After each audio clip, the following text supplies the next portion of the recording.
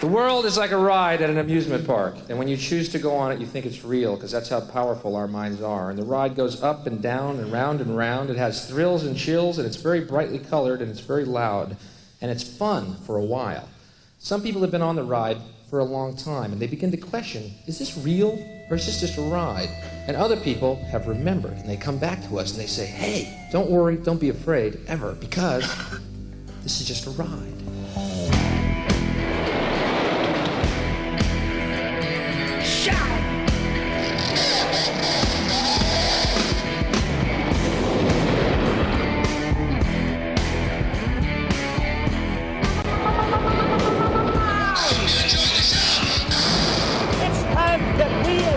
People took a stand.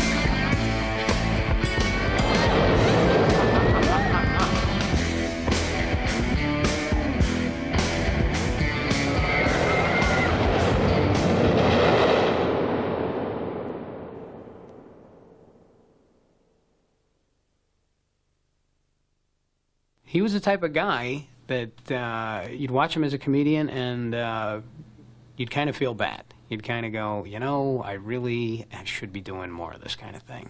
I really should be telling the truth more often. Because I've greased my hair and I'm a little fucking poet tonight, all right? I'm the little dark poet. That's who I am. Bill had a lack of concern. He wasn't concerned with what the audience thought, who would boo him. He wasn't concerned with how it would affect his business. He just said what he wanted to say. I said to Bill, you know, you're just that far from being a preacher. And he said, I am a preacher. My voice was not heard. The questions were not asked that I wanted to see asked. He's really an ass-kicking comedian, you know, the best kind, the only kind that matters. When jokes mean, the jokes are meant to kill. How many, quickly, how many non-smokers are here tonight? Non-smokers, by round of applause. Let's hear non-smokers.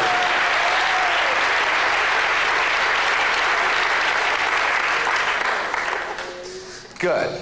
I love being in New York. I love running the bum gauntlet down every street. God, I hate those guys, man. Very idea they want me to just give them the hard-earned money my folks send to me every week. Leech. Get a job. My dad works 8 hours a day for this quarter. I mean, the nerve. Many good artists have an inner voice, and for whatever reason, some people can hear their inner voice and others can't. And I think his was one of questioning what was going on around him, from religion to politics to sexuality, drug use, evolution. He was just a very engaged person who felt compelled to make comedic chestnuts out of all these complex issues, and he was clearly gifted at it, and challenged not only his audiences, but I think other comedians. It's time that we as God's people took a stand and said to our kids, no, no. A lot of Christians wear crosses around their necks. You think when Jesus comes back, he ever wants to see a fucking cross?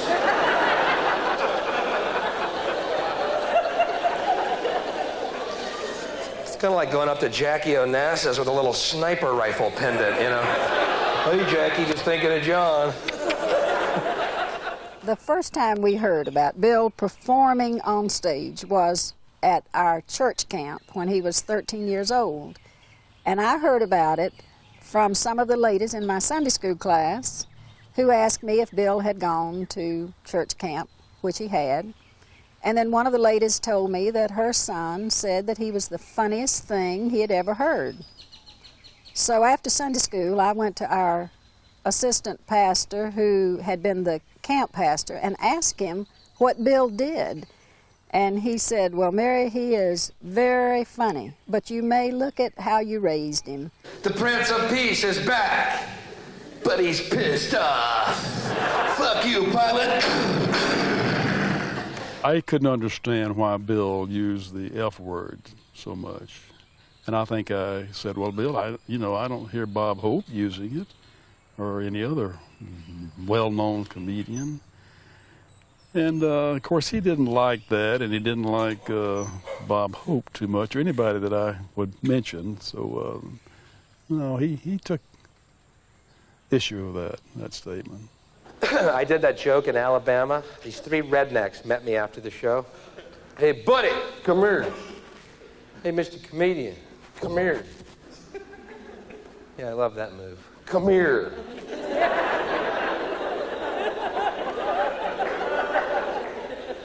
Not a physics major. I think that's a safe bet. Mr. Funny Man, come here. Hey, buddy, we're Christians. We don't like what you said. I said, then forgive me.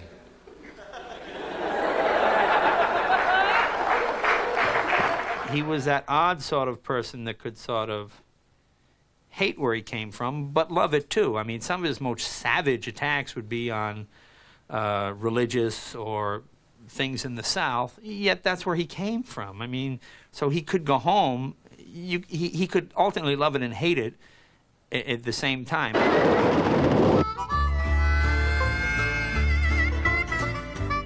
I was in Nashville, Tennessee last year. After the show, I went to a Waffle House. I'm not proud of it. I was hungry. And I'm alone, I'm eating, and I'm reading a book, right? Waitress walks over to me. Hey, what you reading for? Sound like the weirdest fucking question you've ever heard? Not what am I reading, but what am I reading for? Well, God damn it, you stumped me.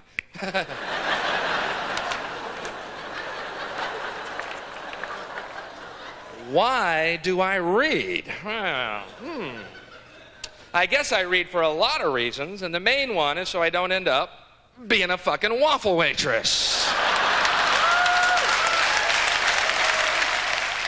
Bill and I both shared the love of the South and its sweetness and just really originality. It's like one of the few really still original places, I think, in America. And Bill knew that.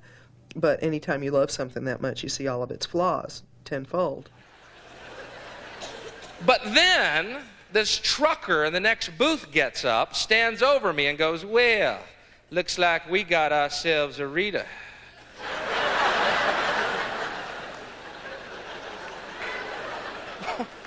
What the fuck's going on here? It's not like I walked into a Klan rally in a Boy George outfit. God damn it, it's a book!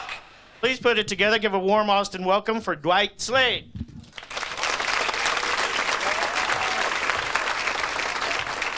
Thank you. Thank you very much. Keep that nice applause going for Louie, ladies and gentlemen. Fresh out of rehab. Well, in 1978, the Comedy Workshop opened up in Houston, Texas, and it was very exciting for us because we were 15 years old, and this was what we were waiting for. But the support for our parents to leave our homes on a school night and go to a nightclub was unrelentless. We couldn't do it. We were grounded basically for the rest of our adolescence, and the only way to do it was to sneak out. So Kevin Booth would drive up, Bill would sneak out of his window, and drive over to my house. I would sneak out of my house. We would get in the car and go down to the workshop and do our sets under the pretenses that we were at the library. It was very strange. I mean, we were all underage. In fact, I think Bill and Dwight had to have some kind of a special permit to be allowed to perform. So it was very weird going from our high school keg parties and everything to this adult world. And then is what really made it weird was when Bill kind of started to rule this adult world. And he wasn't even old enough to be drinking alcohol yet. And all of a sudden he was blowing the other older comedians off the stage. I knew he was writing these jokes, but I did not know what that meant. And one time I was home from college, I guess, and he said, come down to the Comedy Workshop, which was a place in Houston. And I said, well, why? I'd never been to a comedy club. It just wasn't a big thing. And he said, well, just come down there tonight. So I went down that night, and I couldn't believe it. He was a superstar already. He was like 15 years old, maybe 14 years old. And there was a sold-out show, lines waiting to get in. And that was my brother. I couldn't believe it. Not a time to quit smoking, kids.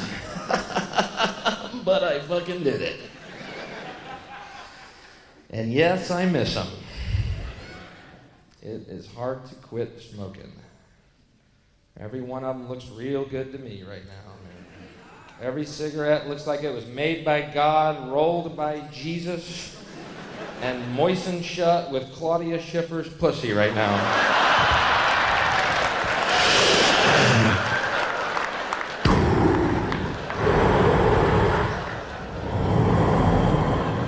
Really wasn't a comedian when I met him. He was starting to be a comedian. I mean, I knew him, God, 12, 13 years. He was still a kid. He was in high school, and I was playing in Austin, and he would come and listen. And, you know, when you're a comedian, you've been on TV, inevitably the comedy club owner always says, oh, there's a group of people in the city that, would you talk to them about comedy? Okay, so one of the afternoons you get on, you talk to them about comedy. I think he had a comedy workshop at this club, and I've always find when you're teaching comedy, the one who sort of gets up and discusses and leaves and thinks you're a jerk is usually the best comedian in the room.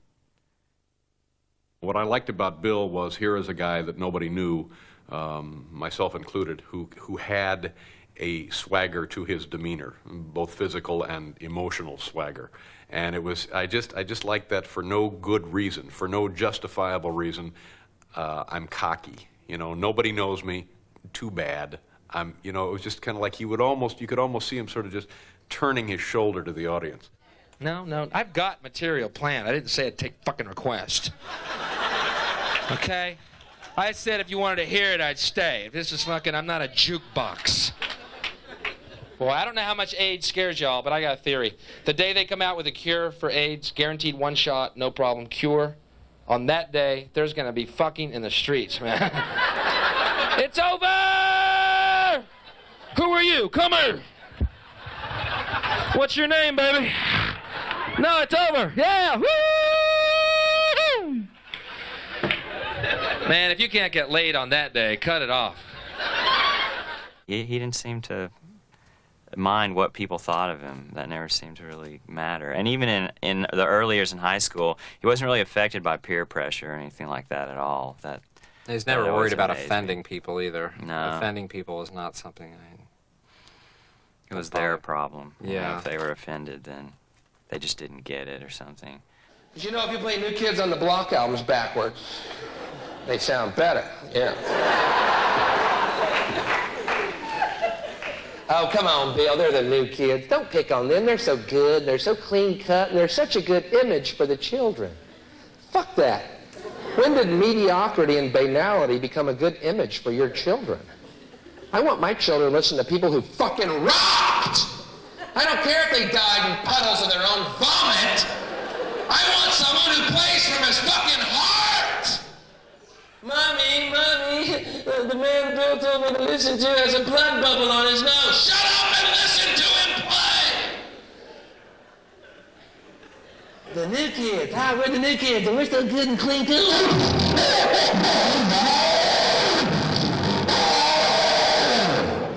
We're so clean cut. A good clean country.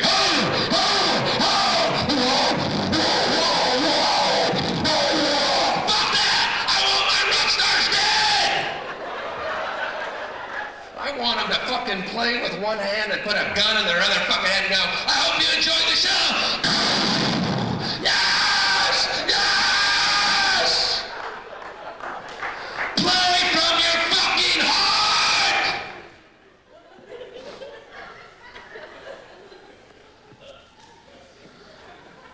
I am available for children's parties right now.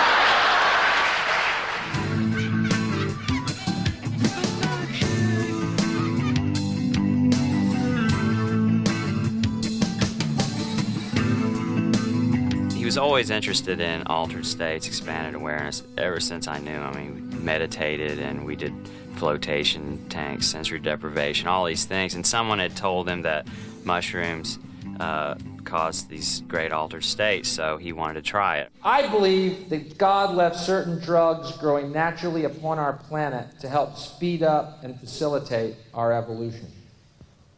Okay, not the most popular idea ever expressed. Either that or you're real high and agreeing with me in the only way you can right now. We reached the point of realizing that the way to trip would be to go out into the woods and just, you know, be at one with nature. And that's when Bill stopped, I don't know, trying to combine the drugs and performing, and it was like two different things. I mean, it would almost be like a little religious quest. We'd go off out into my family's ranch or wherever and have our experience, and then he would come back to his life and try to reassimilate it into his comedy. We got pulled over tripping on acid one night, pulled over by the cops. Don't recommend it. Cops don't appreciate fish driving around. They frown on that. Long night, man. Cops were tapping on this window. We're staring at them in this mirror.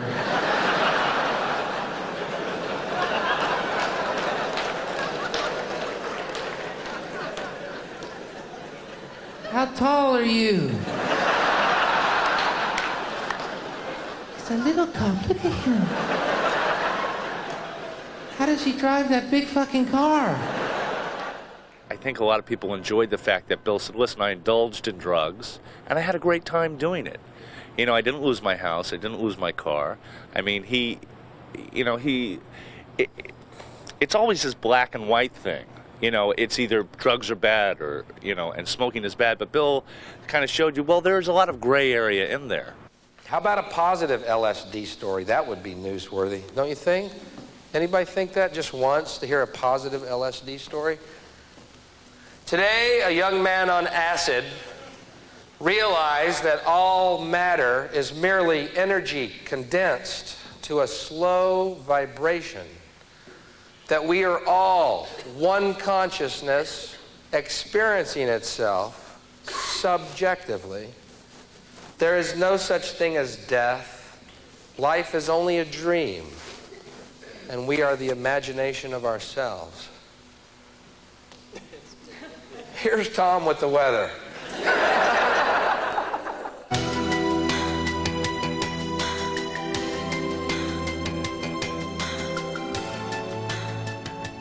In high school, well, you know, most kids were going out to bowling alleys and dances. Bill wanted to go to porno movies and things like that, so we said, okay, let's go to a porno movie. So Bill calls up the porno place and says, what's the movie playing tonight? And Babylon Pink. Babylon Pink was the one that stuck in our memory. And then Bill calls back and says, what's it about? He was serious. And the guy said, well, it's about a woman that works in an office and everyone has sex with her. Oh, okay, we'll be right down. So, and we were underage, so we had to look older, so we wore coats and ties.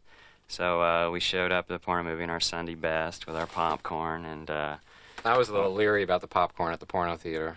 Bill felt okay about it. Bill thought it was all right. Are there actually women in the world who do not like to give blowjobs?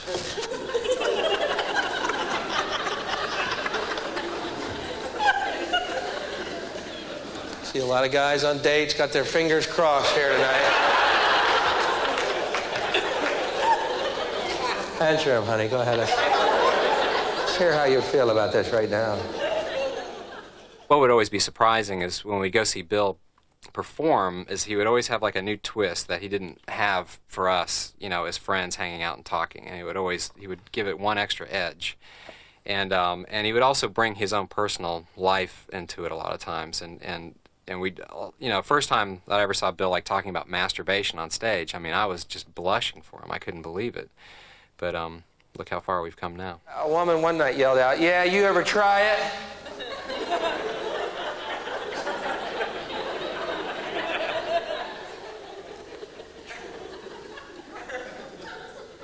I said, "Yeah." Almost broke my back.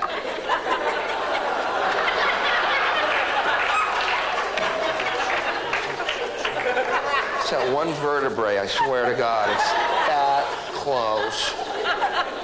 I think that vertebrae is going to be the thing to go in our next evolutionary step. Just a theory and a fervent prayer. Yeah, now all the guys are going, honey, I have no idea what he's talking about. I think he's a devil child. That may be true, but guys, you know what I'm talking about. I can speak for every guy here in this room tonight. Guys, if you could blow yourselves, ladies, you'd be in this room alone right now. watching an empty stage.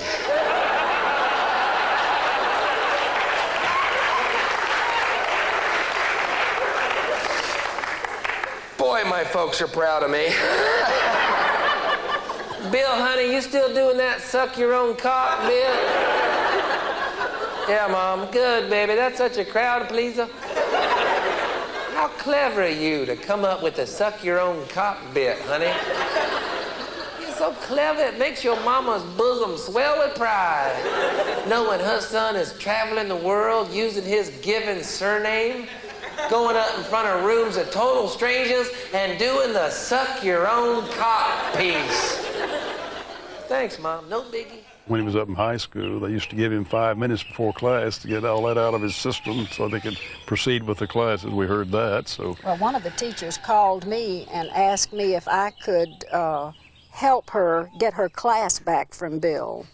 She said I told him he could have 5 minutes while I was checking the roll, and she said, I can't get it back. I said, that's your problem. You shouldn't have let him get up there. Mommy, I want Goat Boy to come play at our house. He was taking fully the role of the kind of the witch doctor in front of the audience. I mean, really, you got a performance going on here, and it's like a big, giant exorcism of all the evil shit that's inside of us that poisons us day to day to day. It just adds up, gets locked into our brains. We can't get it out. We don't know what to do with it. TV talk shows aren't going to help it. The news isn't. Nothing's going to help it. You just need a guy to get up there and just take you by the lapels and shake the shit out of you. I'm Goat Boy. What do you want, Goat Boy? Big old smelly, shaggy thing. So he was dark, and he had some very dark images that he wanted to explain to people in graphic detail. Yeah, so he would shock people, and it would shock people into paying attention or just being surprised that he would say things like that.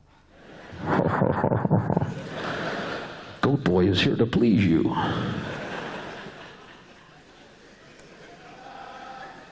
How? Tie me to your headboard. Throw your legs over my shoulders and let me wear you like a feed bag.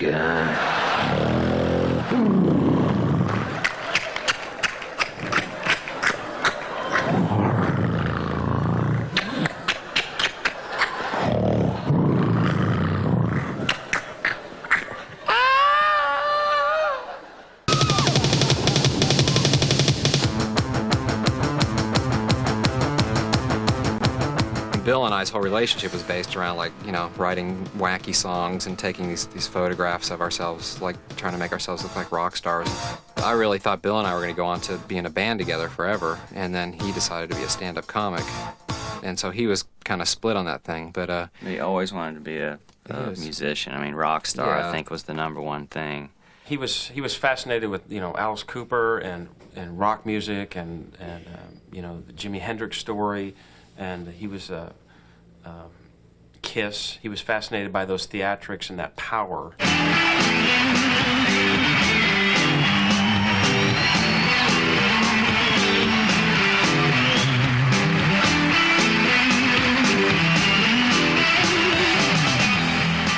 I'd hesitate to call Bill Hicks a rock and roll comedian, but what I would say about him is that he has managed very successfully to take the things that appeal to teenage and 20-something audiences in pop music out of the records and put them into a live comedy routine.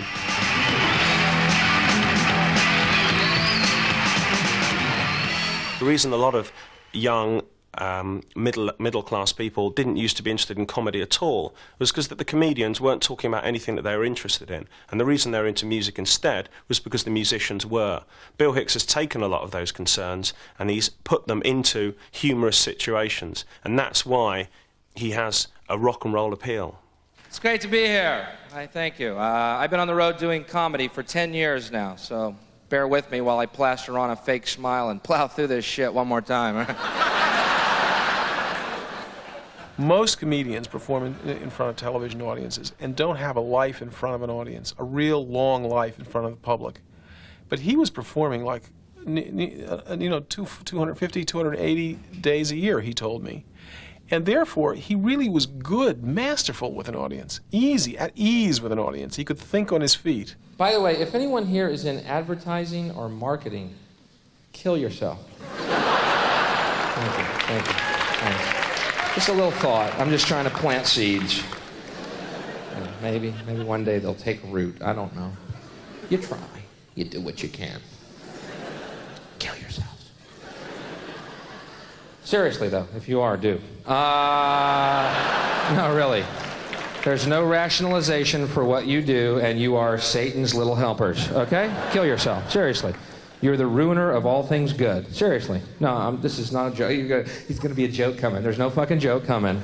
You are Satan's spawn, filling the world with bile and garbage. You are fucked, and you are fucking us. Kill yourself. It's the only way to save your fucking soul. Kill yourself.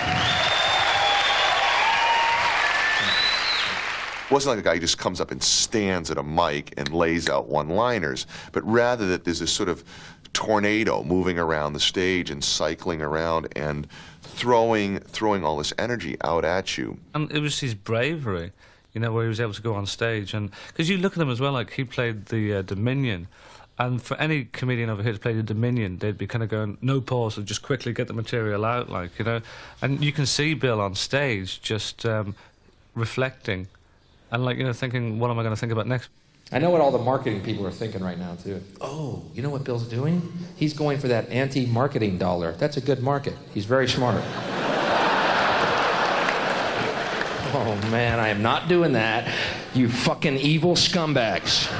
For all the talk about Bill being like Hendrix or Dylan or Jim Morrison or Lenny Bruce, it was Jesus Bill wanted to be. He wanted to save us all. But Bill got freeze-framed in the scene where Jesus went through the temple and said, "This is my Father's house, and you've turned it into a den of thieves." Because that's what Bill always wanted to do. He wanted to be Christ at his angriest.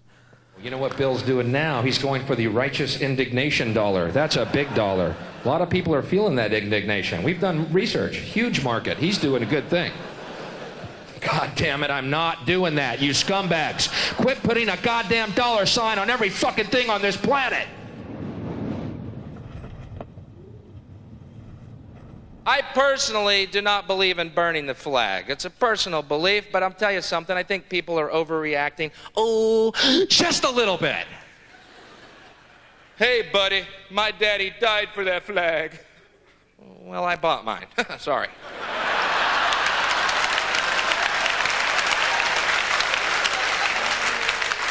You know, they sell them at Kmart for $3. You're in, you're out, brand new flag. No violence was necessary.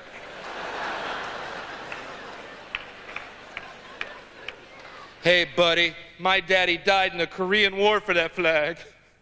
What a coincidence. My flag was made in Korea.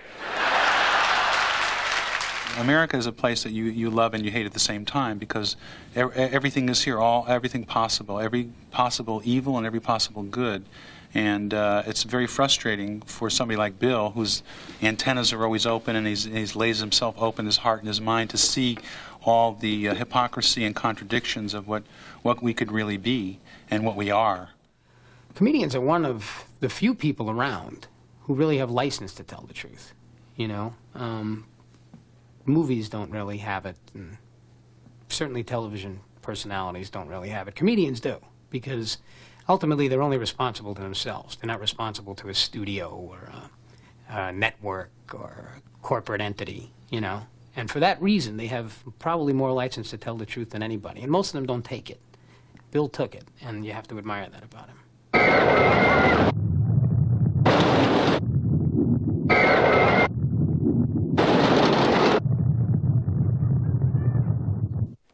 First of all, this needs to be said. There never was a war. How can you say that, Bill? Well, a war is when two armies are fighting. So you see, right there, I think we can all agree that it wasn't exactly a war. I had a very, very big, one of the top comedians in this country tell me during the Iraq War that they couldn't do it. They said they wouldn't put their neck on the line. They were against the war and they wouldn't say anything because they basically felt that you watch those little bags of money just fly away. It's like, kiss your career goodbye. He had absolutely phenomenal stuff about the Gulf War. And it was because you get the English comics coming out and going, hey, the Gulf War, and doing some really dodgy, crap stuff about it. And Bill just went out and went, look, this is what's happening. And you actually thought for a moment, here's a comedian who actually knows more than me about a subject. And besides knowing more about a subject, he's being very funny about it. Those guys were in hog heaven out there. You understand, man? They had a big weapons catalog opened up. What's G12 do, Tommy? Well, it says here it destroys everything but the fillings in their teeth. Helps us pay for the war effort. Well, shit, pull that one up. Pull up G12, please.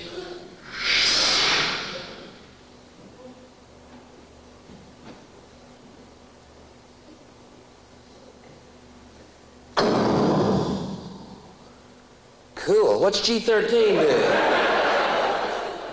See, I think Bill said a lot of things that were so true that, they just couldn't deal with it. I mean, certain people can't take but so much truth. And with me, I would tell you truths, but then I'd let you off and I'd tell you something real, real funny and make you laugh. But I'd make you think again and make you laugh. See, a spoonful of sugar makes the medicine go down. But wasn't no spoonful of sugars with Bill. I love talking about the Warren Commission. I love talking about the Kennedy assassination as well. The reason I do is because I'm fascinated by it. I'm fascinated that our government could lie to us so blatantly, so obviously for so long, and we do absolutely nothing about it. I think that's interesting in what is ostensibly a democracy. Sarcasm. Come on in. People say, Bill, quit talking about Kennedy, man. It was a long time ago. Just let it go. All right? It's a long time ago. Just forget it. I'm like, all right, then don't bring up Jesus to me. As long as we're talking shelf life here, I brought him to the attention of the Letterman show back in the mid-'80s, I suppose. He was still too far off the wall for the Tonight Show, which was the more mainstream show.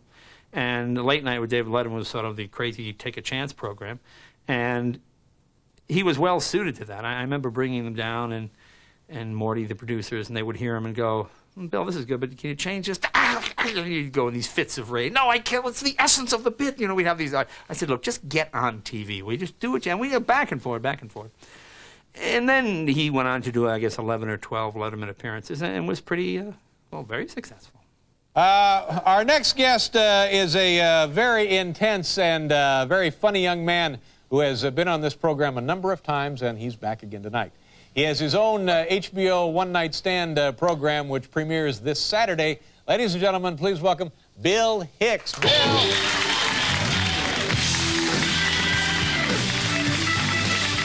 We had heard of him, and he came on the show, and it did very well. As I recall, his first time, and that was great for us because we're always looking for somebody to come on and just blow the roof off the place, and so we thought, this is great. We have a new guy here who has been very effective, and then of course you worry, well, can he do it again? Will the subsequent shot hold up? And over the years, and I don't know how long he was with us on the old show, but he never disappointed. I learned a lot about women. I think I learned exactly how the fall of man occurred in the Garden of Eden. Adam and Eve were in the Garden of Eden, and Adam said one day, wow, Eve, here we are at one with nature, at one with God. We'll never age, we'll never die, and all our dreams come true the instant that we have them. And Eve said, yeah, it's just not enough, is it?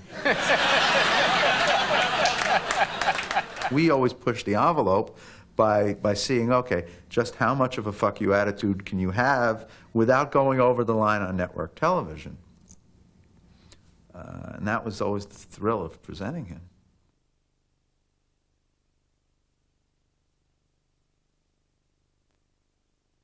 I can't quote you club owners or television executives by name, but I know that the nature of what Bill did was not universally applauded and accepted because it did challenge the status quo and might upset certain political sensibilities in the audience and in the corporate structures. When his stuff was taken off the air for Letterman, he wrote me a 32-page letter, handwritten, a sort of a creed occur. He couldn't understand the situation just because, you know, he was a free spirit. The whole point of it was a joke. These jokes had import, but it was the prescribing of his freedom which so offended him.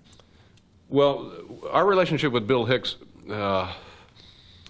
came to kind of a peculiar ending, made all the more peculiar by the man's death. And I have personal regrets about how our relationship developed prior to his death. So it makes me doubly sad that he's now not around so that we can, I think, correct mistakes that were made on his behalf. So I feel a personal sense of regret regarding that. And what it did also do was give him a more material for his belief, correct in my view, that it was that television worked to control the society, to keep the culture credulous, to keep it from thinking, to enchant it, literally, to spellbind it. And his job, as he saw it, was to break the spell. Go back to bed, America. Your government has figured out how it all transpired. Go back to bed, America. Your government is in control again. Here's American gladiators. Watch this. Shut up. Go back to bed, America. Here is American gladiators. Here is 56 channels of it. Watch these pituitary retards bang their fucking skulls together and congratulate you on living in the land of freedom. Here you go, America. You are free to do as we tell you. You are free to do as we tell you. With Bill, you always got the impression that stand-up was an end in itself. You know, to many people in the stand-up business, it's just a stepping stone. You know, it's, hey, I'll get a sitcom, I'll have a wacky neighbor, and the next thing I know, I'll be chatting with Regis, you know. And it shows. Bill Hicks wasn't out there just to get some laughs and collect a check. I'm so sick of arming the world and then sending troops over to destroy the fucking arms. You know what I mean? We keep arming these little countries, then we go and blow the shit out of them. We're like the bullies of the world, you know? We're like Jack Palance in the movie Shane, throwing the pistol at the sheep herder's feet. Pick it up.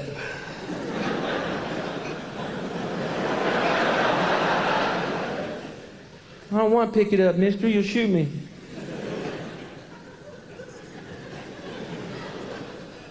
Pick up the gun. Mister, I don't want no trouble, huh? I just came downtown here to get some Hard Rock candy for my kids, some gingham for my wife. I don't even know what gingham is, but she goes through about 10 rolls a week of that stuff. I ain't looking for no trouble, mister. Pick up the gun.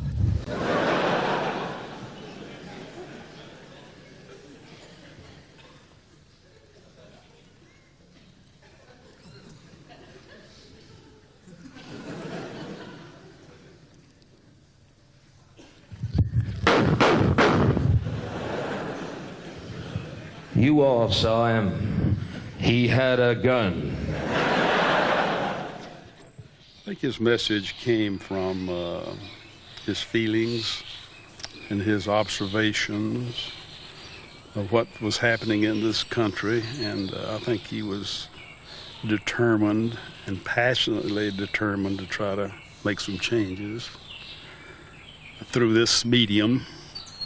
He was on a mission. He was on a journey, and the point was that he did make that journey exciting for anybody who managed to meet him on it. It's just a ride. And we can change it anytime we want. It's only a choice. No effort, no work, no job, no savings of money. A choice right now between fear and love. The eyes of fear want you to put bigger locks on your door, buy guns, close yourself off. The eyes of love instead see all of us as one. I'm going to share with you a vision that I had because I love you and you feel it. You know all that money we spend on nuclear weapons and defense every year, trillions of dollars, correct? Instead, just play with this. If we spent that money feeding and clothing the poor of the world, and it would pay for it many times over, not one human being excluded. Not one human being excluded, and we can explore space together, both inner and outer. forever in peace. Thank you very much. You've been great. I hope you enjoyed it. Thank you very much. You're great. You guys are great. Thank you very much. Good night.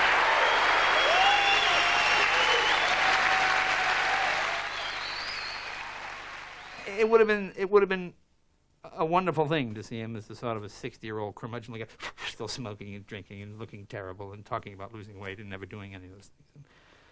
It's just a great tragedy. It's very, very sad. It really is. I think if you're a comedian, it's a bit like John Lennon. It's like someone, gee, just when it looked like they were happiest and a creative sort of a slower but more productive creative period was about to happen, gee, the whole thing just went away.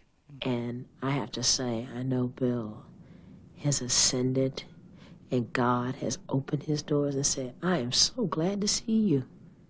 I've been missing you. You know what I'm saying? It's like God called his child home and told him to come on in. It's time to play, and you can have the best time, and you can be who you want to be right here and now, forever. There's no censorship in heaven.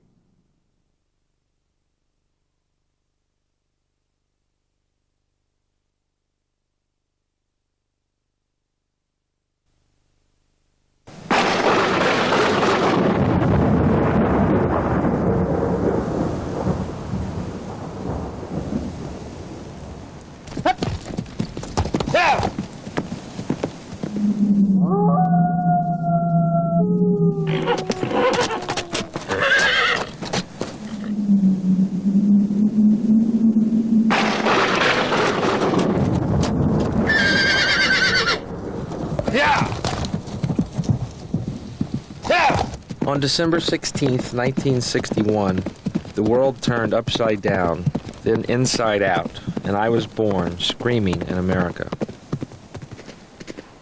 It was the tail end of the American dream. Just before we lost our innocence irrevocably, when the TV eye brought the horror of our lives into our homes for all to see.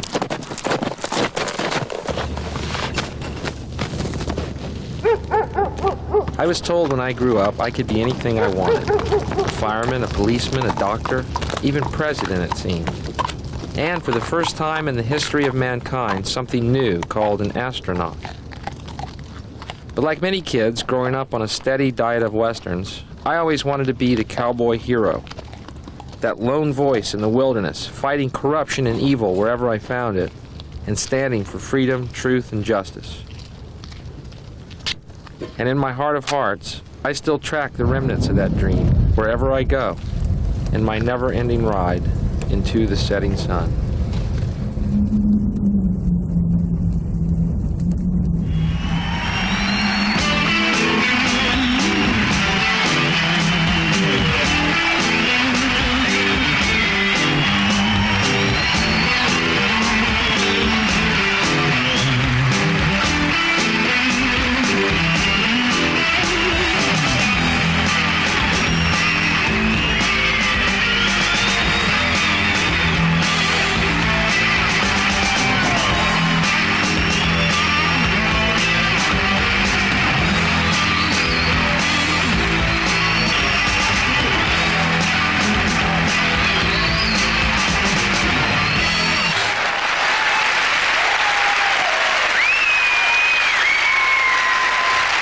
You're in the right place. It's Bill. Living out in Los Angeles now, so, I like coming over here, for the weather. You guys have weather. Cool. Los Angeles every day, hot and sunny. Today, hot and sunny. Tomorrow, hot. And, for the rest of it, hot and sunny. Every single day, hot and sunny. And they love it. Isn't it great? Every day, hot and sunny. What are you, a fucking lizard? Only reptiles feel that way about this kind of weather. I'm a mammal. I can afford coats, scarves, cappuccino, and rosy-cheeked women. LA is the home of the pedestrian right-of-way law. What this law is if a pedestrian decides to cross the road, anywhere or any time on the road, every car has to stop and let this person cross the road. Yes, because only in LA does common courtesy have to be legislated. Every car has to stop. Pretty ludicrous in light of the city we're in now, right? If someone steps in front of your car here, you speed up and turn your wipers on, you know. Bad call, brother. Must have had a bad day, I don't know. Stupid law. How many of y'all wondered, like I did, during the LA riots when those people were being pulled out of their trucks and beaten half to death? How many of y'all wondered, like I did? Step on the fucking gas, man!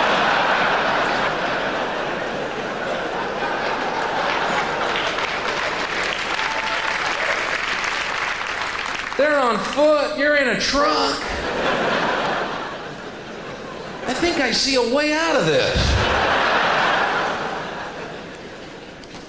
It's that pedestrian right-of-way law.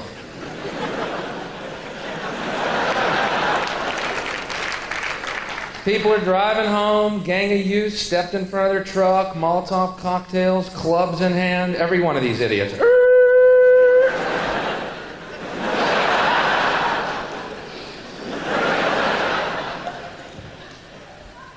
I guarantee you that Reginald Denny, that truck driver, never gonna stop again as long as he lives. Could be an old woman with a baby carriage crossing the road. He's...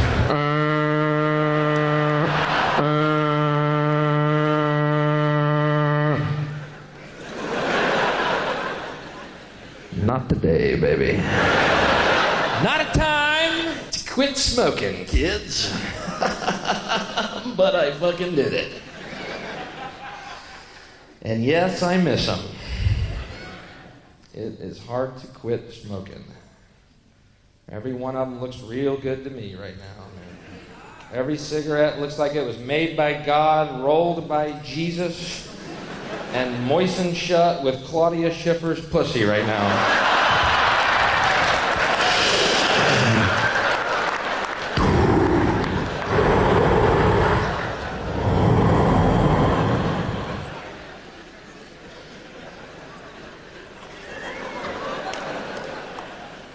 Golly, that looks tasty.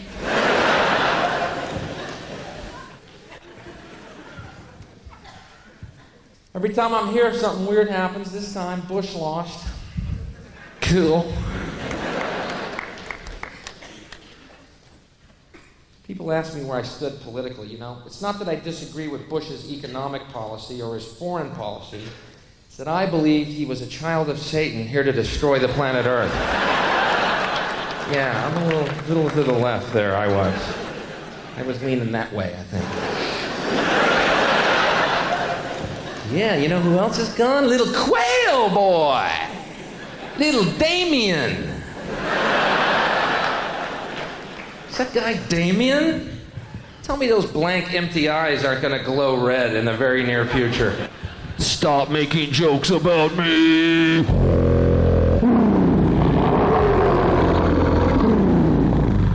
I'll spell potato any fucking way I want.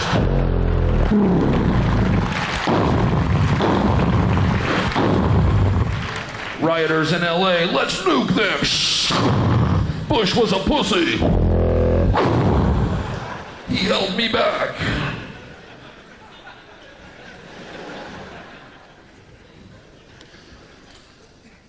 Frightening people, man. Bush trying to buy votes towards the end of the election. He goes around, you know, selling weapons to everyone, getting that military-industrial complex vote happening for him. Sold 160 fighter jets to Korea, then 240 tanks to Kuwait, and then goes around making speeches why he should be commander-in-chief because we still live in a dangerous world. Thanks to you, you fucker. What are you doing? Last week, Kuwaitis had nothing but rocks. Quit arming the fucking world, man. You know he armed Iraq. I wondered about that too. You know, during the Persian Gulf War, those intelligence reports would come out. Iraq, incredible weapons, incredible weapons. How do you know that? Well,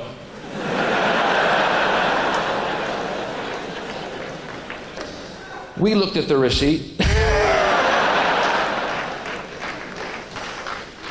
But as soon as that check clears, we're going in. What time's the bank open? 8? We're going in at 9. We're going in for God and country and democracy, and here's a fetus and he's a Hitler, whatever you fucking need. Let's go. Get motivated behind this. Let's go. Uh-oh, looks like Mr. Major's on the hot seat there for a second, too. Little Iraq gate, little rapscallion he is. Did we... Did... I don't... Did...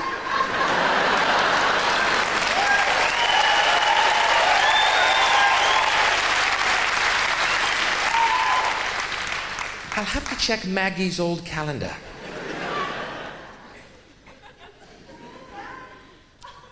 And what's funny about this, every one of your papers says that you guys sold Iraq machine tools, which Iraq then converted into military equipment. I have news for you, folks. A cannon is a machine tool. Your Orwellian language notwithstanding, it's a fucking machine. It's a tool. Our papers in the States have the same thing. We sold Iraq farming equipment, which Iraq then converted. How did they do this? Sim-salabim, sim-salabim. Oh, salabim, sim, salabim. Wow, it was a chicken coop. It's now a nuclear reactor. This war is for Aladdin. Farming equipment, which they converted into military. Okay, you got me, I'm curious. Exactly what kind of farming equipment is this? Oh. Okay, well, it was stuff for the farmers of Iraq. Yeah? What? Oh, okay, well. Oh, one of the things we gave him was for the farmer. There's a new thing we'd come up with called the flame-throwing rake. No, it was for the farmer. See, he would rake the leaves and then just turn around.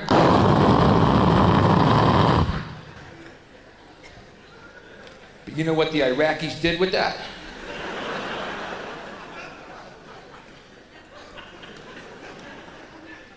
There's no trees in Iraq. What are you sending them rakes for, you asshole? We could have done our research better, perhaps, yes. What else did you sell him? Okay, one of the other things we gave him is a new thing for the farmer. The armored tractor. No, what farmers, when they farm, will look over their shoulders at times, and they won't see a tree, and they'll hit it, maybe, and there'll be a wasp nest in the tree, and the wasp will come in and sting them.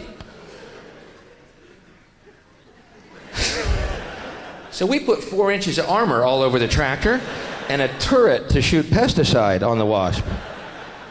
Yeah, but you know what the Iraqis did with that? Can't trust them.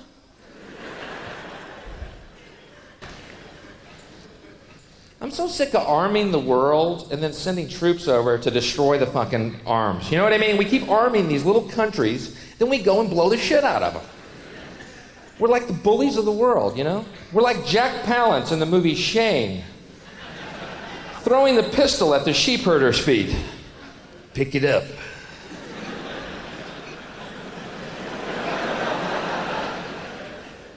I don't want to pick it up, mister. You'll shoot me.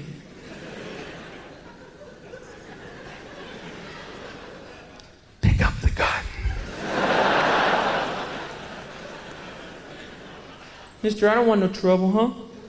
I just came downtown here to get some Hard Rock candy for my kids, some gingham for my wife. I don't even know what gingham is, but she goes through about 10 rolls a week of that stuff. I ain't looking for no trouble, mister. Pick up the gun.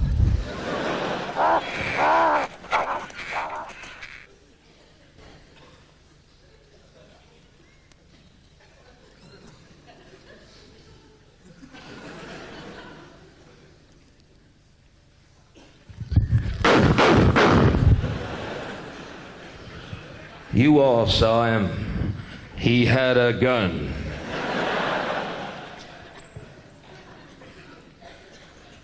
Kennedy. I love talking about the Kennedy assassination because to me it's a great example of a totalitarian government's ability to, manage information and thus keep us in the dark any way they do. Oh, sorry, wrong meeting. Shit. That's the meeting we're having tomorrow at the docks.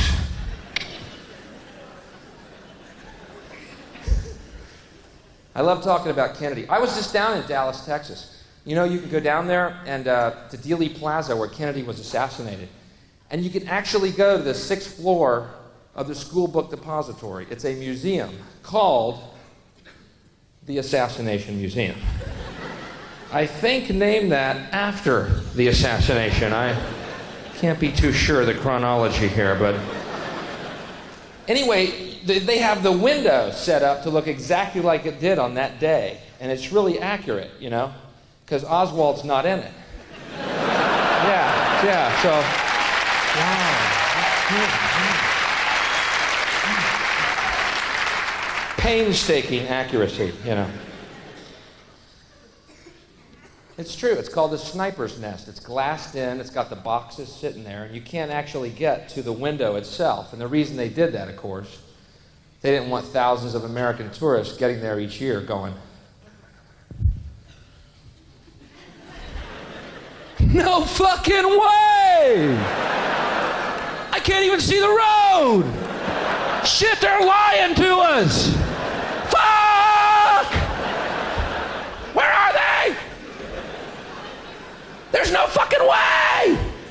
Not unless Oswald was hanging by his toes, upside down from the ledge. Either that or some pigeons grabbed onto him, flew him over the motorcade. Surely someone would have seen that. There was rumors of anti-Castro pigeons seen drinking in bars. Someone overheard them saying, coo, coo, coo.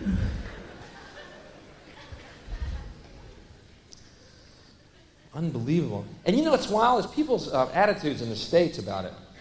Talking about Kennedy, people come up to me, Bill, quit talking about Kennedy, man. Let it go. It's a long time ago. Just forget about it. I'm like, all right, then don't bring up Jesus to me.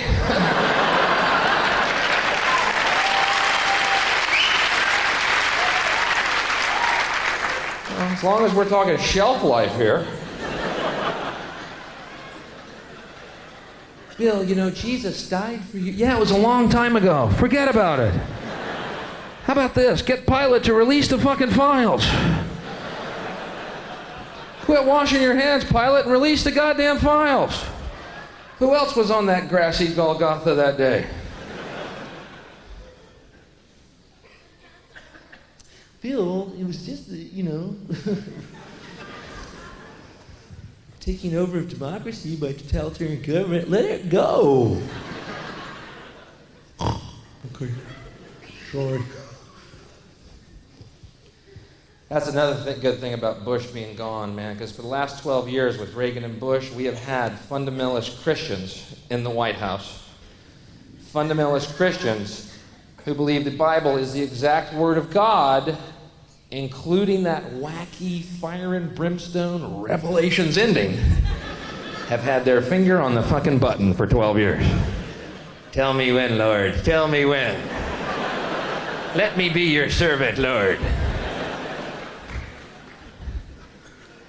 Fundamentalist Christianity, fascinating. These people actually believe the world is 12,000 years old. Swear to God. Based on what? I asked them. Well, we looked at all the people in the Bible and we added them up all the way back to Adam and Eve. Their ages, 12,000 years. Well, how fucking scientific. Okay. I didn't know that you'd gone to so much trouble there. That's good.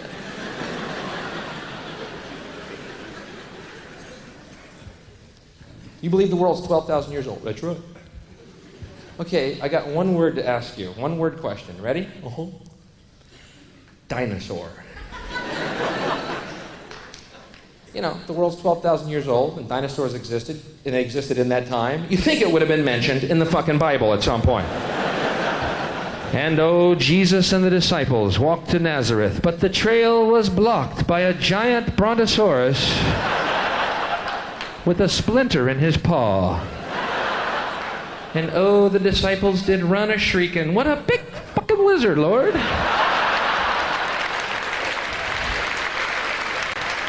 But Jesus was unafraid, and he took the splinter from the brontosaurus' paw, and the big lizard became his friend. And Jesus sent him to Scotland, where he lived in a loch for oh so many years, inviting thousands of American tourists to bring their fat fucking families and their fat dollar bills. And oh, Scotland did praise the Lord. Thank you, Lord. Thank you, Lord. Thank you, Lord. But get this. I actually asked one of these guys, okay, dinosaur fossils. How does that fit into your scheme of life? Let me sit down and strap in.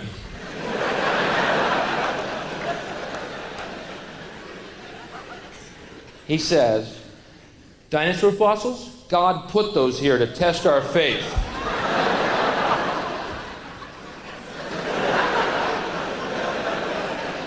Thank God I'm strapped in right now here, man.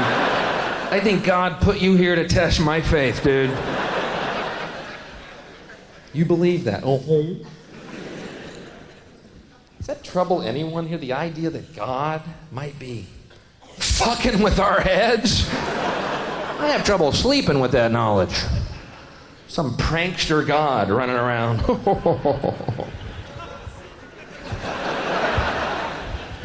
We will see who believes in me now. I am God. I am a prankster. I am killing me. You know, you die and go to St. Peter. Did you believe in dinosaurs? Well, yeah, there was fossils everywhere. Ah! You fucking idiot. Flying lizards, you're a moron. God was fucking with you. It seems so plausible. Ah! Enjoy the lake of fire, fucker.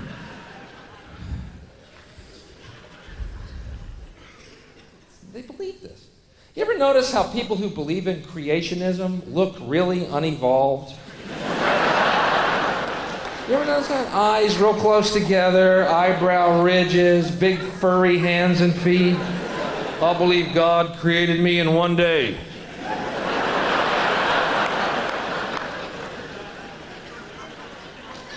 Well, looks like he rushed it.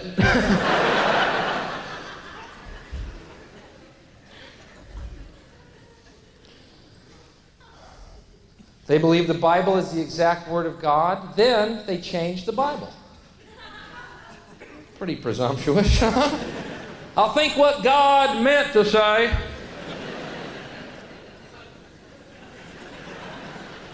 never been that confident. They actually have a Bible out called the New Living Bible. It's the Bible in updated and modern English, I guess to make it more palatable for people to read, but it's really weird when you listen to it. And Jesus walked on water. And Peter said, awesome.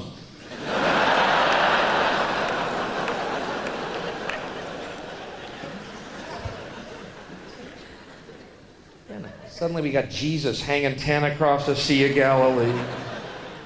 Christ's bogus adventure, you know. Deuteronomy 90210, you know.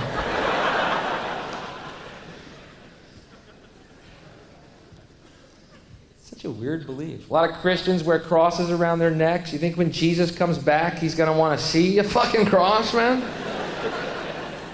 Ow. That may be why he hadn't shown up yet. But man, they're still wearing crosses. Fuck it, I'm not going, Dad. No, they totally missed the point. When they start wearing fishes, I might show up again, but let me bury fossil heads with you, Dad. Fuck them. Let's fuck with them. They're fucking with me now. Let's get them. Give me that brontosaurus head, Dad. You know, it's kind of like going up to Jackie Onassis with a rifle pendant on, you know? Thinking of John, Jackie. We love him. Trying to keep that memory alive, baby.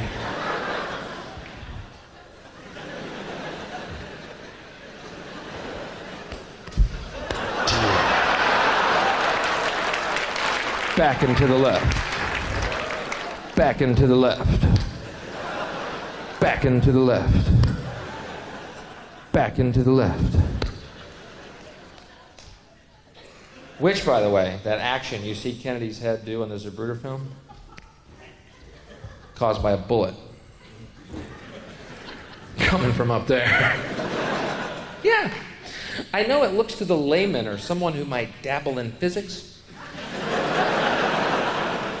This action here would have been caused by a bullet coming from, well,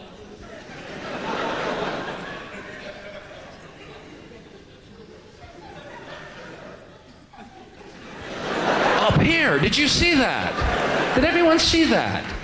Yeah, but no. What happened was Oswald's gun went off, causing an echo to echo through the buildings of Dealey Plaza.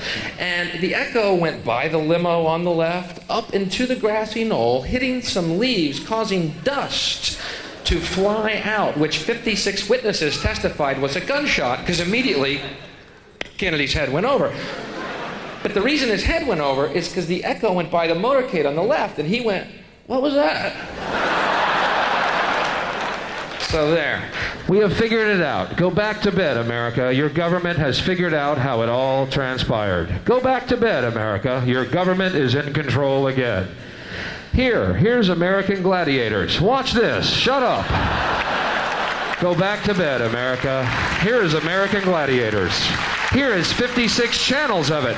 Watch these pituitary retards bang their fucking skulls together and congratulate you on living in the land of freedom. Here you go, America. You are free to do as we tell you. You are free to do as we tell you.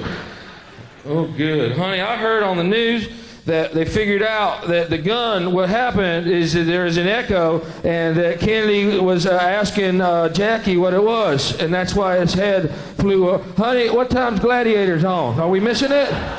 Woo, I'm so glad we're free, honey. This a few weeks ago, all these articles in the paper. Is Gladiators too violent? And what are we doing watching this? Is it really good for us to watch? Is it too violent?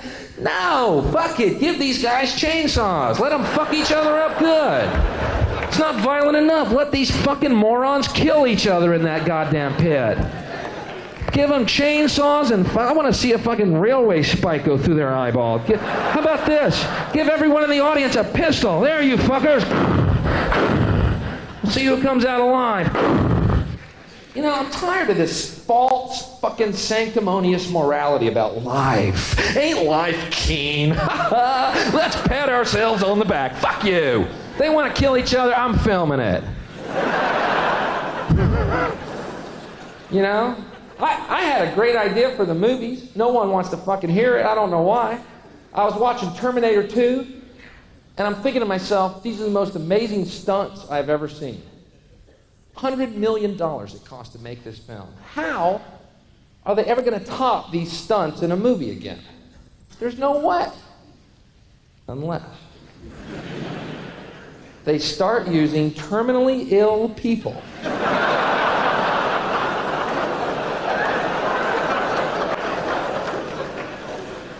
Hear me out. As stuntmen in pictures.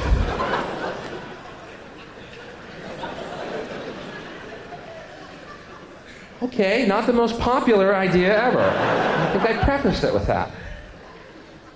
But what? You know, some of you probably think that's cruel, don't you? Oh, it's cruel.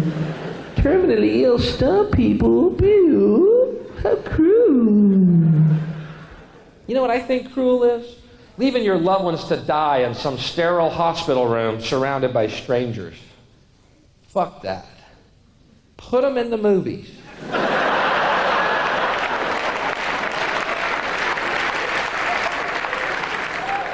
What?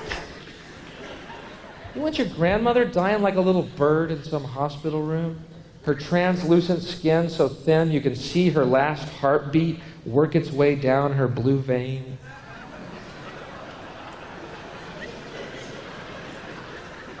Or do you want her to meet Chuck Norris? Why be so selfish as to deprive her of that thrill? Doc, how come you dressed my grandmother up as a mugger? Shut up and get off the set. Action! Push her towards Chuck.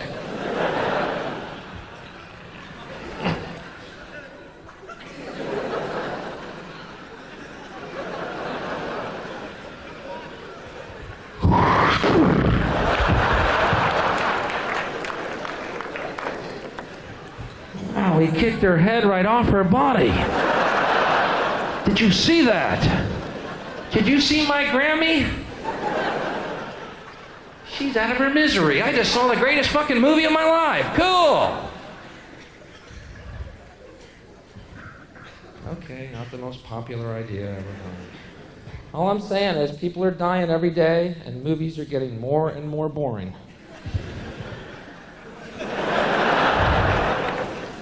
I am the Weaver.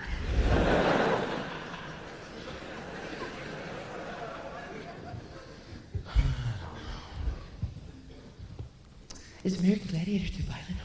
I don't know. Watch the fucking news, man. It's frightening. What could be worse? Watch the news these days, you know? It's unbelievable. You think you just walk out your door, you're immediately going to be raped by some crack-addicted, AIDS-infected pit bull, you know? Just horrible news story, you know? Honey, I'm going to check the mail.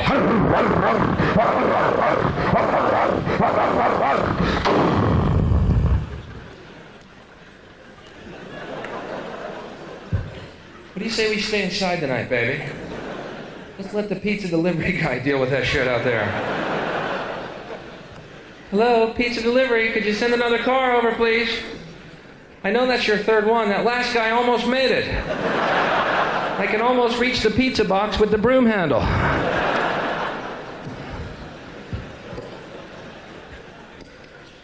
How come those pit bulls are eating your driver, but they're not touching that fucking pizza?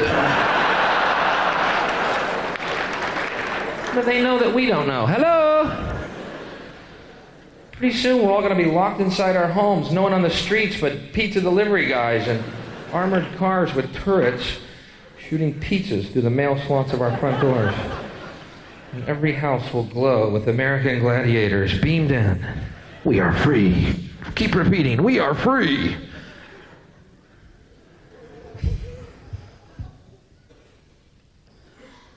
The news is just apocalyptic. Didn't you think with the Cold War being over, things should have gotten better? How many of y'all were as stupid as I in believing that? Wow, it's over. 40 years of threat of nuclear weapons, it's over. I'm wrong. Now 12 different countries have nuclear weapons. It just got 12 times as bad. Fuck you. Life is harder now. Work more. Oh, jobs are scarce. Fuck you.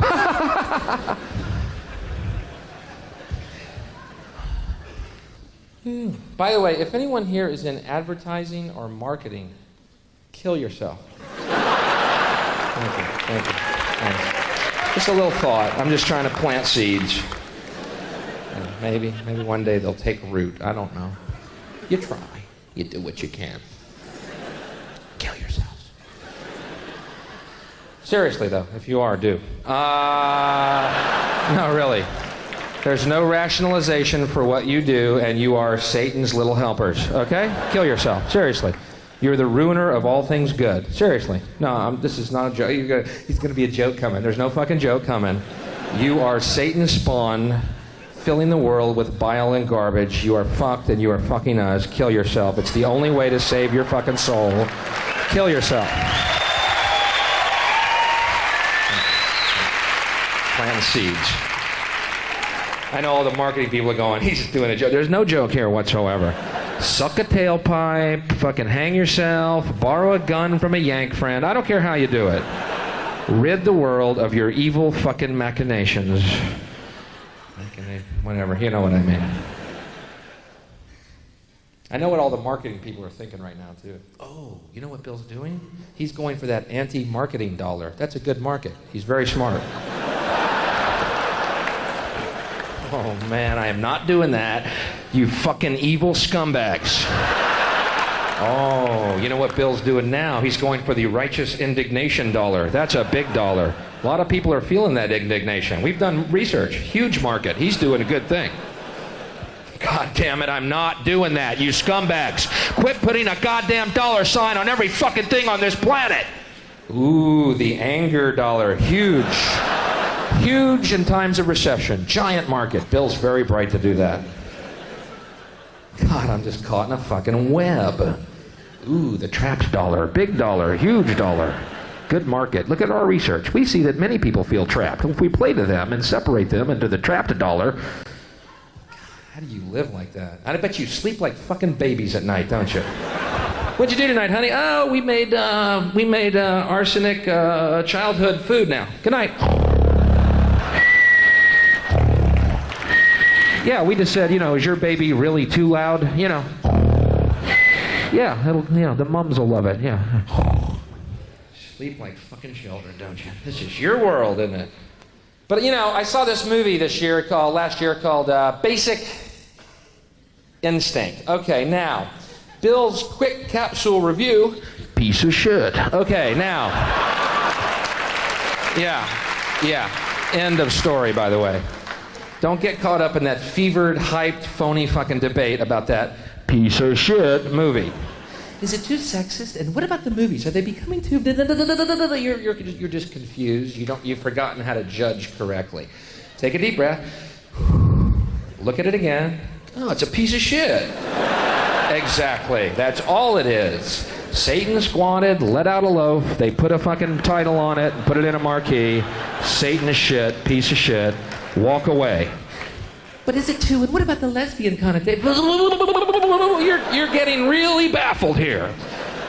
Piece of shit. Now walk away. That's all it is. It's nothing more. Free yourself, folks. If you see a piece of shit, say it and walk away. You're right. You're right. Not those fuckers who want to tell you how to think. You're fucking right. Sorry, wrong meeting. Again.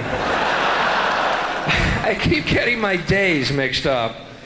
Tomorrow it's the meeting at the docks. Tonight it's comedy entertainment with young Bill.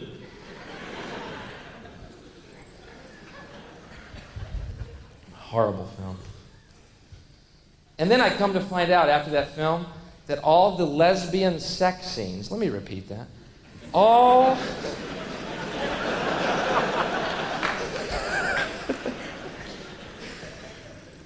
the lesbian sex scenes were cut out of that film because the test audience was turned off by them.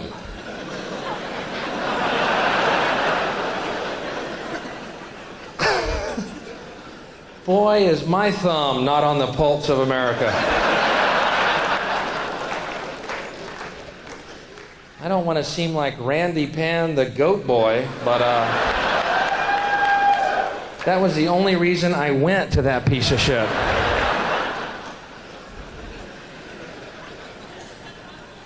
If I had been in that test audience, the only one out front protesting that film would have been Michael Douglas demanding his part be put back in, all right? I swear I was in that movie. I swear I was. See, Mike, the movie started. Sharon Stone was eating another woman for an hour and a half. Then the credits rolled. I don't remember seeing your scrawny ass, Mike. Was Bill Hicks in that test audience? Goat boy called it like he saw it, Mikey. You made your 14 mil, now hit the fucking road. Goat boy is inviting some people over to see the video premiere of the Goat Boy edited version. I am Goat Boy. What do you want, Goat Boy? Big old smelly, shaggy thing. Goat Boy is here to please you.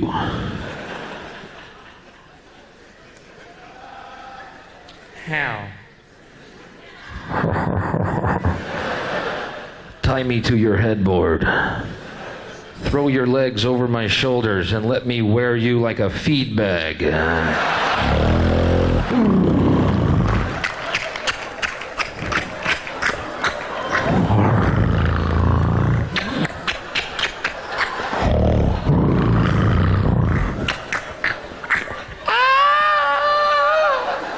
Hold on to my horns.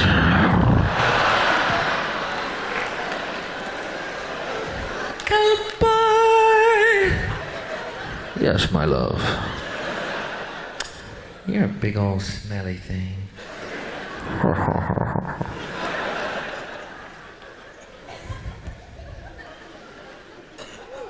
I need professional help at this point. I think I need a priest at this point. Forgive me, Father, for I have sinned. What have you done, my son? Well, I said the word fuck gratuitously. Yes, and what else, my son?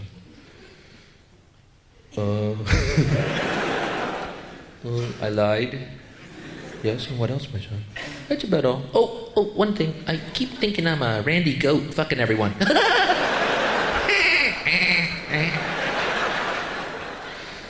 Unless, of course, it's a woman priest, in which case it'll go like this. Forgive me, Father, for what I'm about to do.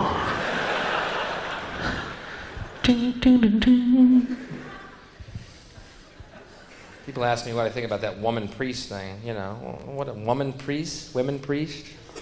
Great, you know. Now it's priest of both sexes I don't listen to. Fuck, I don't care. Have a hermaphrodite one. I don't fucking care. Have one with 3 dicks and 8 titties. I don't, you know, have one with gills and a trunk. That would be cool. I might go see that, you know, but, you know, I appreciate your quaint traditions and superstitions. I, on the other hand, am an evolved being who deals solely with the source of light which exists in all of our hearts. That middleman thing, it's wacky, and I appreciate it. Gotta run. There's a voice a-calling me.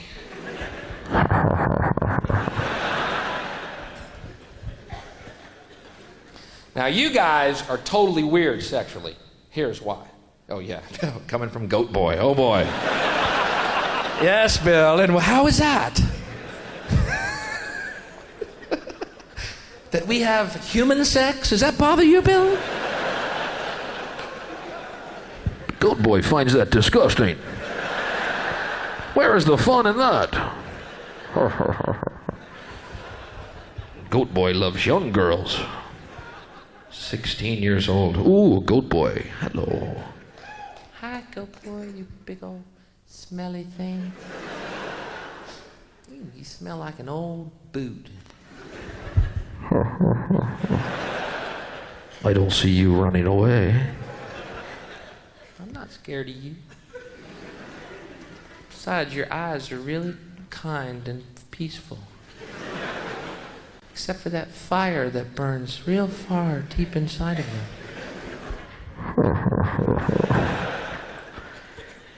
Oh, Goat Boy, what's that?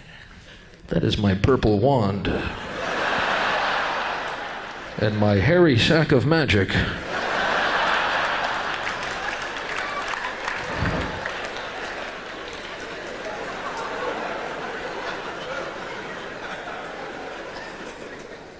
You do tricks?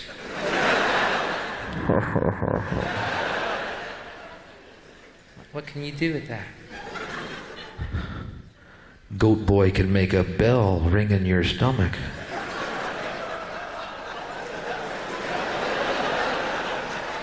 What does that bell mean? It calls Goat Boy to dinner.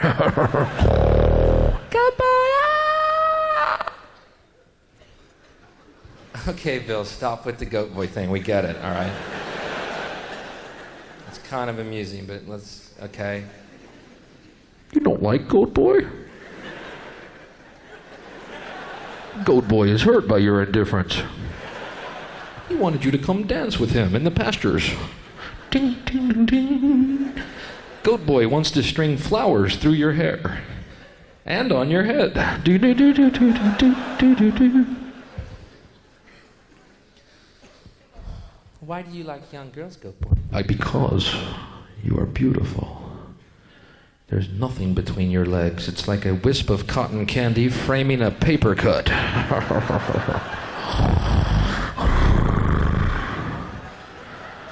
and you turn you around and open your cheeks. It's like a little pink quivering rabbit nostril.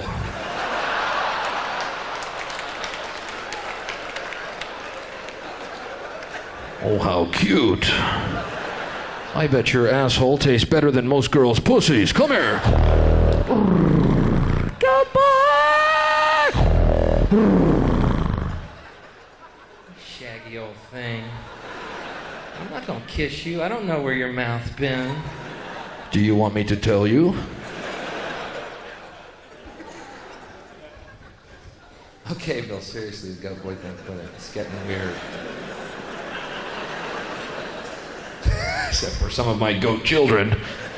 More, father, more goat boy, father. We are your goat children. We too lay in the forest waiting for young virgins to come. But you guys are weird. Get this, man. I'm walking down through the West End one day, right? And this busload of tourists from Iowa gets off the bus, these big cow people, right? They bump into me, and I go flying into this adult bookstore, right?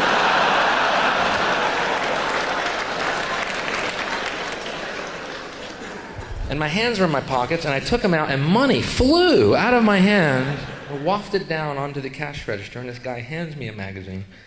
How embarrassing. I go home immediately to the hotel, throw it away. Towards the garbage, it breaks open, face up, on the bed.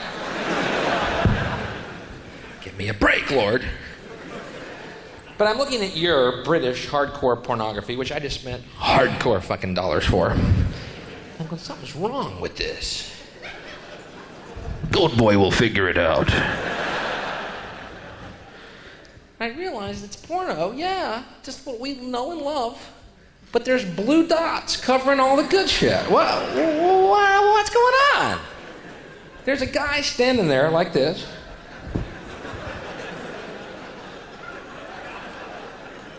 There's a woman kneeling, well, I believe she was like this.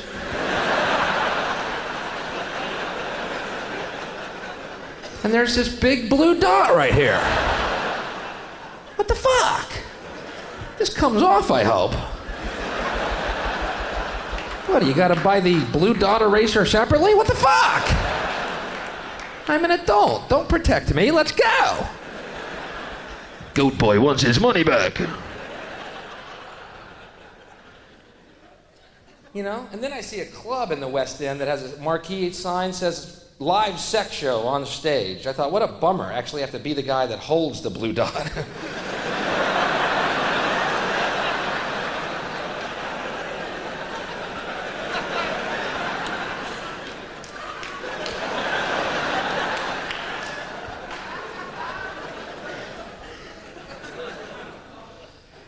All right. But what's weird is, that's your hardcore porno. Then you go home and you turn on Channel 4 late at night. There's people fucking. Yeah, right there. No blue dot, there's people fucking right there. Free, no money, people fucking. Oh, it's a foreign film. It's art all of a sudden. Hey, put some subtitles in there. There's your pussy. There, you got it. Everyone happy? There you go. It's art. God damn it. All right, I see. You pay, you get ripped off. Free, you get it all. Dig it. Love it. Hey, I am available for children's parties, by the way. Mommy, I want Goat Boy to come play at our house.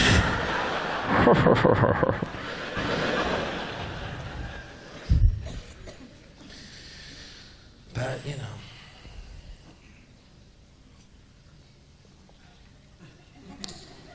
Pot, right. They lie about marijuana. Tell you pot smoking makes you unmotivated. Lie! When you're high, you can do everything you normally do just as well. You just realize it's not worth the fucking effort.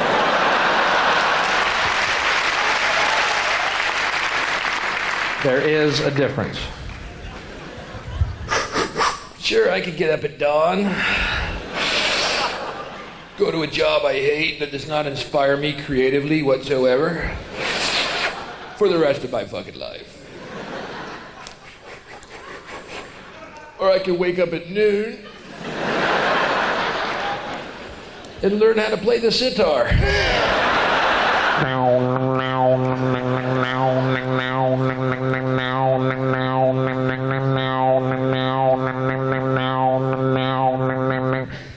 pretty simple when it's spelled out in black and white, isn't it?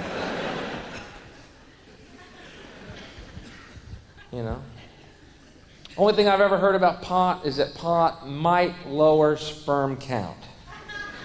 Good. There's too many fucking people in the world. Someone needs to say that, by the way. Tired of this, hey, aren't we the coolest? Humans are so neat. Too many of you. Quit rutting just for a fucking day. Let's work out this food air deal.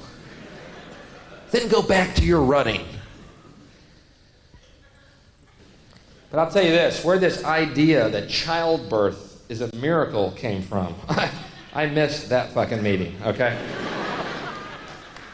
It's a miracle. Childbirth is a miracle. No, it's not. No more a miracle than eating food and a turd coming out of your ass, all right? It's a chemical reaction, that's all it fucking is. You know what? You want to know what a miracle is? Raising a kid and talk in a movie theater. Okay, there's a goddamn miracle. It's not a miracle if every 9 months any yin-yang in the world can drop a litter of these mewling cabbages on our planet. And just in case you haven't seen the single mom statistics lately, the miracle is spreading like wildfire. Hallelujah. Trailer parks and council flats all over the world just filling up with little miracles. Thunk. Thunk, thunk, like frogs laying eggs. Thunk. Look at all my little miracles. Thunk. Filling up my trailer like a sardine can. Thunk. You know what'd be a real miracle? If I could remember your daddy's name. Thunk. I guess I'll have to call you Lorry Driver Jr. Thunk. That's all I remember about your daddy was his fuzzy little potbelly riding on top of me, shooting his caffeine-ridden semen into my belly to produce my little waterhead miracle baby. Thunk. There's your brother, Pizza Boy Delivery Jr. Hallelujah. Just hold on for a minute. Let's figure out this food air deal. Okay? Okay. I'm just weird, you know. How about have a neat world for kids to come to? Okay, it's me. Fuck it. Drop them like fucking flies. Boom. Just fill up the world with them. I just don't get it, you know? I mean, I'm sorry, man. You know, kids are fine. Just keep them away from me. All right there, all right? Now, get this. I've been traveling all over the country on British Air. No smoking on British Air. Now, let me get this straight. No smoking, right? But they allow children. A little fairness, huh? Well, smoking bothers me. Well, guess what?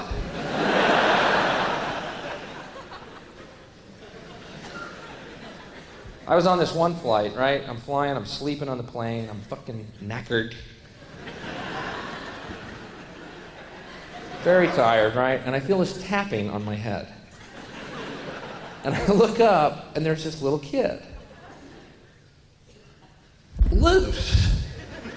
On the fucking plane. He's just loose. It's his playground in the sky. And he has decided that his job is to repetitively tap me on the top of the head.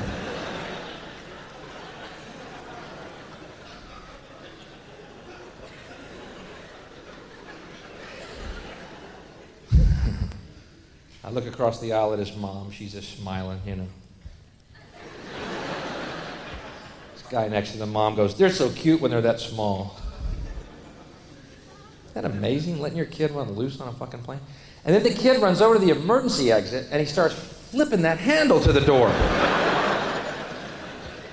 And the guy next to the mom starts to get up. And I go, wait a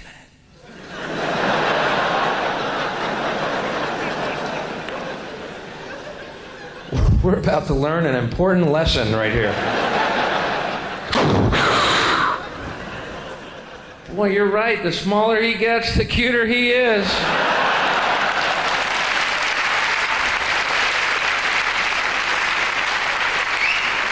God, I wish I had a camera right now with a telescopic lens.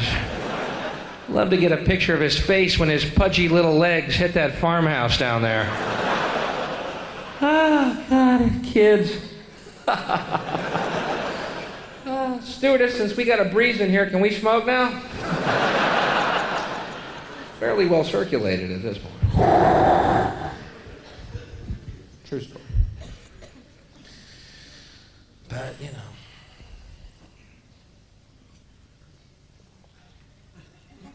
Why is marijuana against the law? It grows naturally upon our planet. Doesn't the idea of making nature against the law seem to you a bit paranoid? You know what I mean? It's nature. How do you make nature against the fucking law? Grows everywhere, serves 1,000 different functions, all of them positive. To make marijuana against the law is like saying God made a mistake. You know what I mean? It's like God on the seventh day looked down at his creation. There it is, my creation, perfect and holy in all ways. Now I can rest.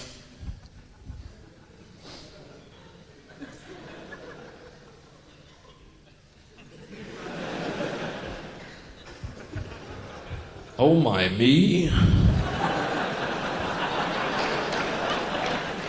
I left fucking pot everywhere. I should never have smoked that joint on the third day. Sure. That was the day I created possums. Still gives me a chuckle. If I leave pot everywhere, that's going to give humans the impression they're supposed to use it. Now I have to create Republicans. And God wept. I believe it's the next verse. You know what I mean? I believe that God left certain drugs growing naturally upon our planet to help speed up and facilitate our evolution. Okay, not the most popular idea ever expressed. Either that or you're real high and agreeing with me in the only way you can right now.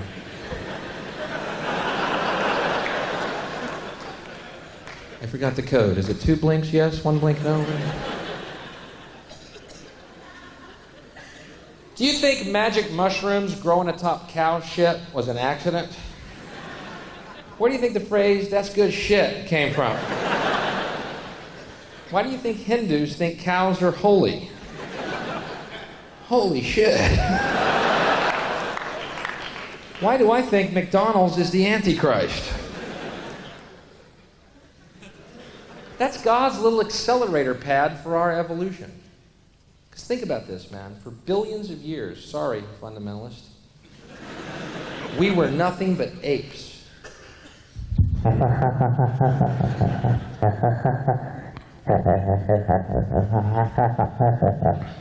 Probably too stupid to catch a cow, you know?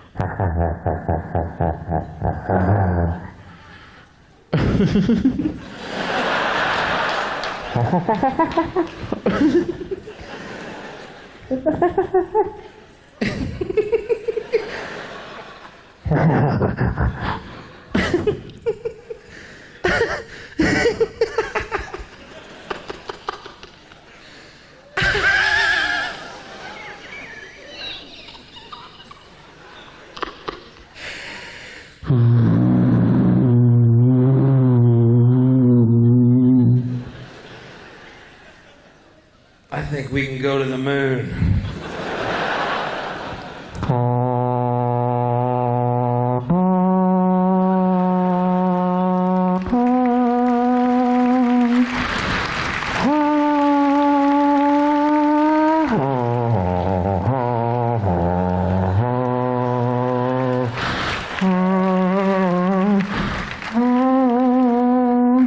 That is exactly how it fucking happened.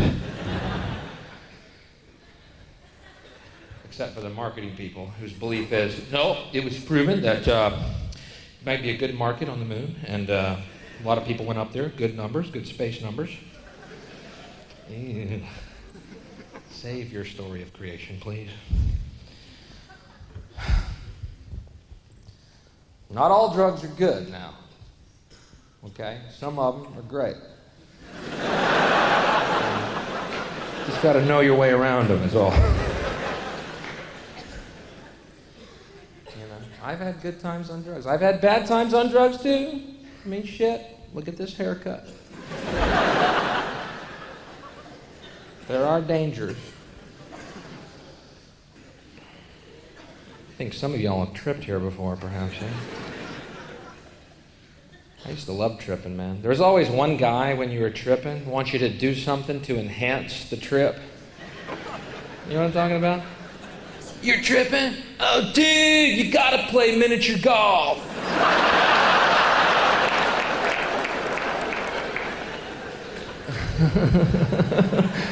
Yeah, that's exactly what I was thinking, man.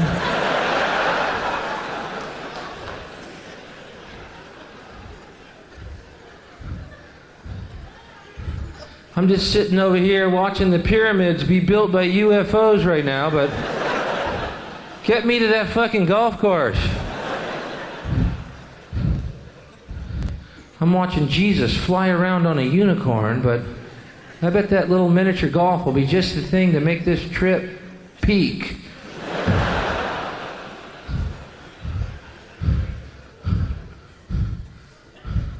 So you guys can use your legs, huh? No, it's just that I'm turning into a fish right now, and how about I meet you there later? Yeah, thanks. I'm pretty fucking high right now. Thank you. You know, you just gotta be careful. I don't know what you gotta be. Fuck it. We got pulled over tripping on acid one night. Pulled over by the cops. Don't recommend it. Cops don't appreciate fish driving around. They frown on that. Long night, man. Cops were tapping on this window. We're staring at them in this mirror.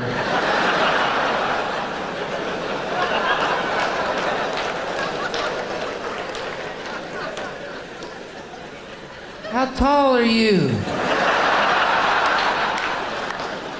It's a little cop. Look at him. How does he drive that big fucking car? Man, there could be thousands of them. Shit. What are we gonna do? Let's put him in the jar.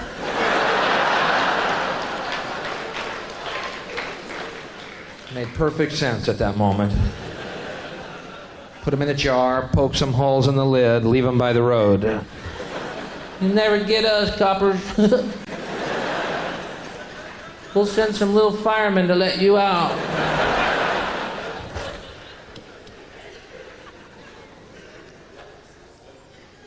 Hey, I bet they know where the miniature golf course is. Boo. Fuck it, they scared us.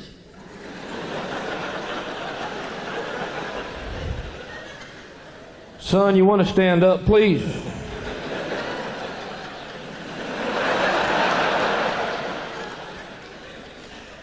I just found the driver.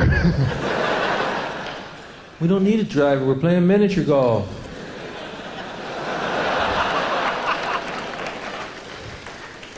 True story. Now, later, when I was released,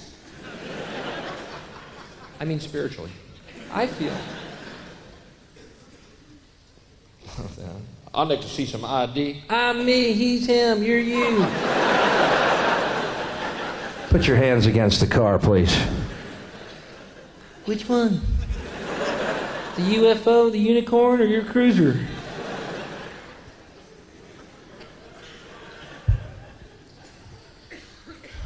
Drugs have done good things for us. If you don't believe they have, do me a favor, take all your albums, tapes, CDs, and burn them. Because you know what? The musicians who made that great music that has enhanced your lives throughout the years, real fucking high.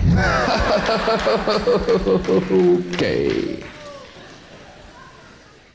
And these other musicians today who don't do drugs and in fact speak out against them, boy, do they suck. What a coincidence. Ballless, soulless, spiritless, corporate little bitches, suckers of Satan's cock, each and every one of them.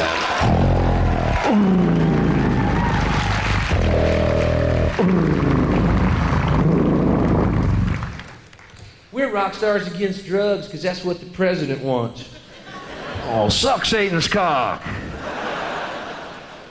That's what we want, isn't it? Government-approved rock and roll. Woo, we're partying now. We're rock stars who do Pepsi Cola commercials. Suck Satan's cock. Put that big scaly pecker down your gullet. Drink that black worm jism. Drink it. Fill your little bellies.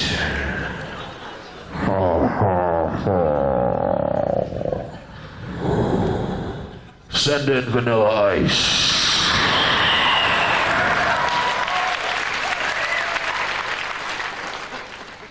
Hello, vanilla.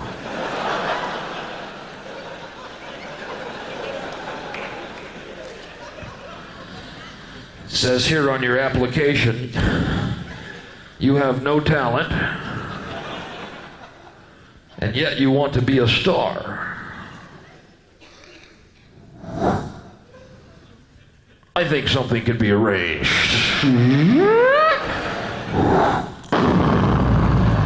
Suck Satan's cock.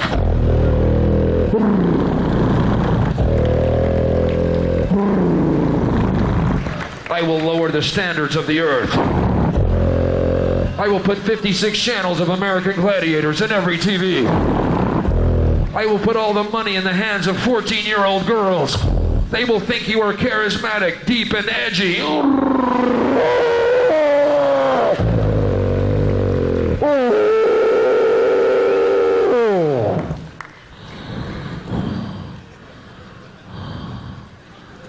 Send in MC Hammer on your way out.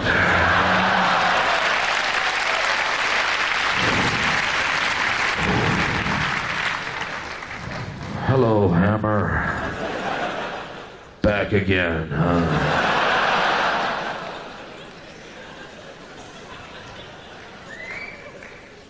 Boy, that Hammer. There was another boat that left me on the island, man. Bill, you gonna get on the Hammer boat with us? No, I'd rather stay here and eat my own flesh.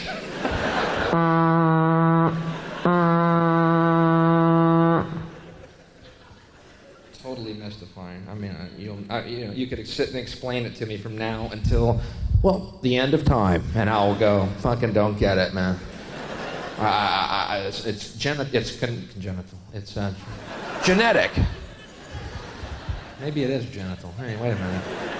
Freud, come here.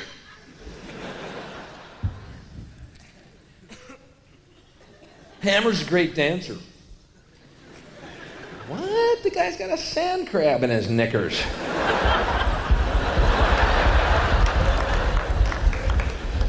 He's not dancing, he's having a fit. That's Satan's sperm eating its way through the lining of his stomach.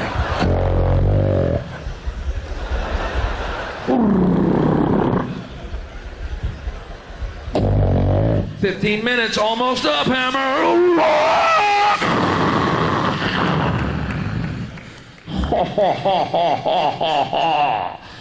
Send in Marky Mark. And the beat goes, yeah.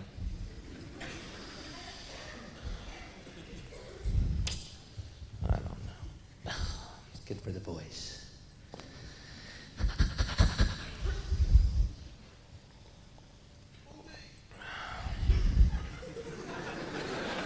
Hey, don't fuck with me, man.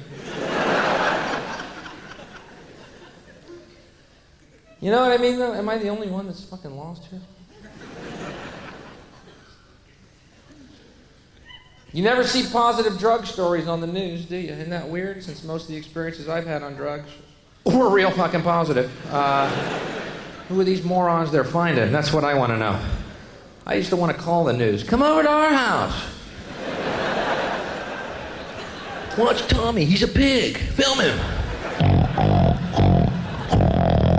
He's been doing that for hours. He's killing us. You getting all that? You know what I mean? Always that same LSD story, you've all seen it. Young man on acid thought he could fly, jumped out of a building. What a tragedy. What a dick. Fuck him. He's an idiot. If he thought he could fly, why didn't he take off on the ground first? Check it out. You don't see ducks lined up to catch elevators to fly south. They fly from the ground, you moron. Quit ruining for everybody. He's a moron. He's dead. Good. We lost a moron. Fucking celebrate. Wow, I just felt the world get lighter. We lost a moron. Put on the Hammer album. I'm ready to dance. We lost a moron. I don't mean to sound cold or cruel or vicious, but I am, so that's the way it comes out. Professional help is being sought. How about a positive LSD story? Wouldn't that be newsworthy just once? To base your decision on information rather than scare tactics and superstitions and lies? Just once. I think it would be newsworthy.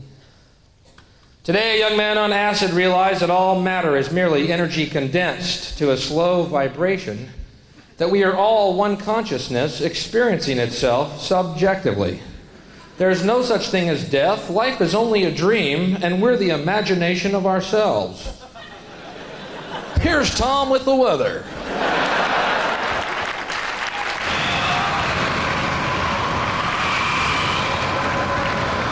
You've been fantastic, and I hope you enjoyed it.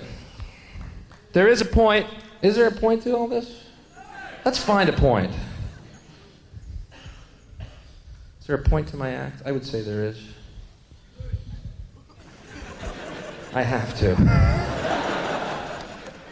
The world is like a ride at an amusement park, and when you choose to go on it, you think it's real, because that's how powerful our minds are. And the ride goes up and down and round and round. It has thrills and chills, and it's very brightly colored, and it's very loud, and it's fun for a while. Some people have been on the ride for a long time, and they begin to question, is this real, or is this just a ride? And other people have remembered, and they come back to us, and they say, hey, don't worry, don't be afraid, ever, because this is just a ride, and we kill those people. Shut him up. We have a lot invested in this ride. Shut him up. Look at my furrows of worry. Look at my big bank account and my family. Has to be real. It's just a ride. But we always kill those good guys who try and tell us that. You ever notice that? And let the demons run amok? But it doesn't matter, because it's just a ride. And we can change it anytime we want. It's only a choice. No effort, no work, no job, no savings of money. A choice right now between fear and love. The eyes of fear want you to put bigger locks on your door, buy guns, close yourself off. The eyes of love instead see all of us as one. Here's what we can do to change the world right now to a better ride. Take all that money we spend on weapons and defense each year and instead spend it feeding, clothing, and educating the poor of the world, which it would many times over, not one human being excluded, and we can explore space together, both inner and outer, forever in peace. Thank you very much. You've been great. I hope you enjoyed it. London, you're fantastic. Thank you. Thank you very much.